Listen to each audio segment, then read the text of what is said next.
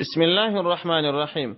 یو ورور پوښتنه کړې ده، وایي د حاجت لمونځ څو رکعاته کیږي، څنګه کیږي، نیت یې څنګه دی او څه وخت پکښې کیږي، کم صورتونه پکښې ویل کیږي.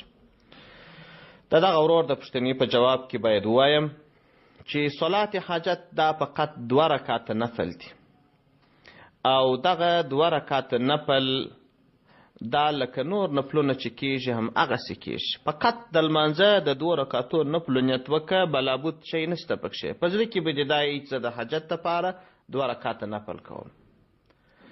که څه هم طریقې بېلابېلې راغلي دي، خو هر صورت چې تا ته اسان و هغه پکښې ووایه. صرف په مکروهه وخت کې مه کوه، نور یې هر وخت کولی سې. مکروهه وخت دا دی سهار تر لمانځه وروسته چې لمر راخیږي، ښه راختلی تر هغه مهاله پورې، او یو دا چې لمر سم دم پر سر باندې ودرېږي. د زوال وخت دریم وخت دا دی چې مازدیګر لمر لویږي. د دغه وختو بغیر، د دې مکروهه وختو بغیر نور هر وخت ته کولی سي. او کله چې دې دا 2 رکعتو نفلو اراده وکړله، نو ترتیب یې داسې دی: اول به اودس تازه کړې، ښه به یې تازه کړې. حدیث شریف کې دغه طریقه را نقل سوې ده.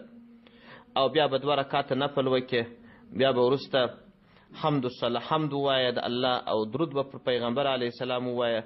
بیا به دا کلمه ووایه: لا اله الا الله الحلیم الكریم سبحان الله رب العرش العظیم الحمد لله رب العالمين أسألك موجبات رحمتك وعزائم مغفرتك والغنيمة من كل بر والسلامة من كل إثم لا تدع لي ذنبا إلا غفرته ولا هما إلا فرجته ولا حاجة هي لك رضا إلا قضيتها يا أرحم الراحمين.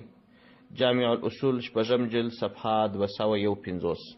السلام عليكم ورحمة الله وبركاته.